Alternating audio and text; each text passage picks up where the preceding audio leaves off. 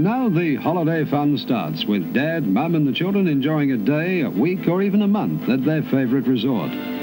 Over the years, the initial outlay for a caravan has dropped considerably.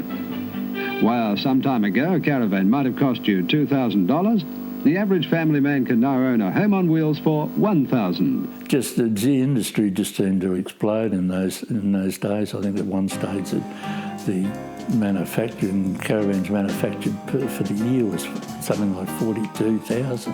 It's incredible. Well, the number of manufacturers even, back when we were there was probably only half a dozen. Don, Country Club, Bellevue, a few of those smaller ones like we were, Phoenix. A lot of dealers just used to sell other brands, like we finished up doing, selling Franklin vans. But a guy that I really admire in Victoria was Jeff Robertson. Now, Jeff was, to me, the founder of the caravan industry as we know it today in Victoria. He started off building a caravan for himself in the backyard of his father's pub. Someone came along, liked the idea and the concept, asked Jeff how much he wanted for it, and he sold it. He built a factory that was under roof, 12 acres. Now just think of that, that's huge. But it wasn't just caravans he was manufacturing. He was manufacturing the components for caravans. He was manufacturing the components for his caravans and for other people's caravans. He was really a forefather. And what have you really seen over the years with the growth? What have you thought about how big the caravan industry has got now when you go back that far? Well, I think it's enormous, because when I think of just how few were around in those days, and look at it now, it's you go to any of your caravan shows, they're jammed to the doors. Well, in the old days, they weren't. CIL was amazing, and Gordon Smiley, he and his wife Gladys were very special people. Good morning, CIL.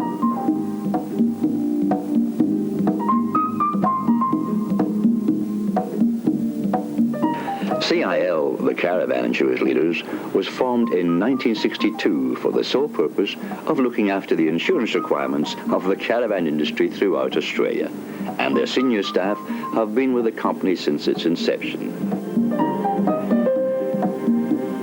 They're not only well-versed in insurance, but have a full technical knowledge of the caravan industry. You and you start selling insurance through the dealers and direct to customers, and because caravan insurance was very hard to get in those days. Impossible. I had to talk the caravan people into it. Yes, that's right. But then, anyway, they're glad they did it, some of them, I'll tell you. I had a claim, and the reason the damage done was done to the caravan. How was it done? The questions your insurance company asked. Hit by flying bath, and they couldn't work out what that meant. And it turned out there was a guy coming the other way with a bath on top of his car, and he had to stop suddenly, and the bath kept going and went straight through the front of the caravan, coming the other way. I was on the committee for about 10 years, and then at the end of the 10 years I took over as president for 4 years.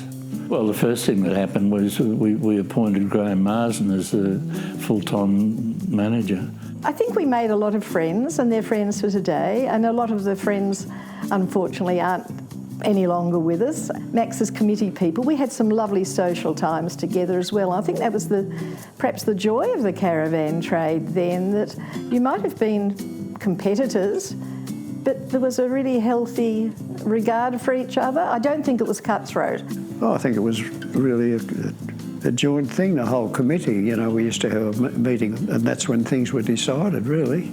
Yeah, that's Graham Marsden. Jack Walters, who was the treasurer for a number of years. Jerry Brown was the president that followed me. A lot of regulations that were wrong, like, for instance, remember one thing that I brought up was the fact when you're towing a caravan and you go into a country town, there was nowhere to park, and I suggested that they write to all the councils and put that in place. They're the sort of things that would come up. Someone would come up with some idea and we'd talk it out and work out what we should do about it. In fact, one time the association had their office above the Musicians Club in St Kilda. We were upstairs in the Musicians Club. We used to go in for our meetings and have a meal at the Musos Club. the CIL office moved into the Musicians Club. Yeah, I wonder how that happened. I couldn't imagine how that happened. Well, he was involved with them in the entertainment industry. He was a member of the Musicians Club. But I can remember you at the bar there on the second floor from memory, playing the piano in the bar. Well, we had a quiet drink. And because of Gordon's connection with show business and some show business people, because Bert and Patty Newton are dear friends of theirs, and so often he would have people, particularly from Channel 9, would come to a lot of our functions and sing and entertain, and so that was a nice connection. It was a caravan connection, but I guess because the trade was different to now, it was more of a family sort of connection. That was a long time ago. It was a long time ago. But it's great to see the result. Look what's happened since those days. Marvellous. Back in the days of the shows at the exhibition building in Melbourne, we used to have some fun times. Oh, they were wonderful. The exhibition buildings, you can't beat it for a caravan show. We used to have all the interstate dealers all coming down and manufacturers all coming down. Yeah, the exhibition buildings was good. Upstairs was a bit of a problem, but they went through the floor one year. In the exhibition building, when the big square line caravans were coming in, and there was a big Franklin, and it only had small wheels on it and fell through the floor. I do remember that. Bringing it in. Very I was well. standing right next to it when it happened. They used to hoist them up with a crane, and one of the ones they shifted went through the floor. I used to really love the caravan shows. Max was president and entertaining the interstate people. I was on the PA system and looking after the lost children. And our son, from about the age of 3, used to ride his little pedal car all around the exhibition buildings for hours on end, pulling a little CIL caravan behind him. And that was especially good for him when the meter maids were down from Queensland in their gold lame short shorts, and he was about knee-high to the lame-clad meter maids. The weather was good and it was just wild. I remember that I used to be instructed that I had to bring down mud crabs. Ron would have a sugar bag full of mud crabs. Now, how he got them into the state, I don't know, but you'd have to ask Ron that one. Rod Chapman, he's Moreton Bay bugs. Yeah, he used to bring them down every year. He and Graham Marsden used to hop into them. Yeah, he used to bring them down by the bagful.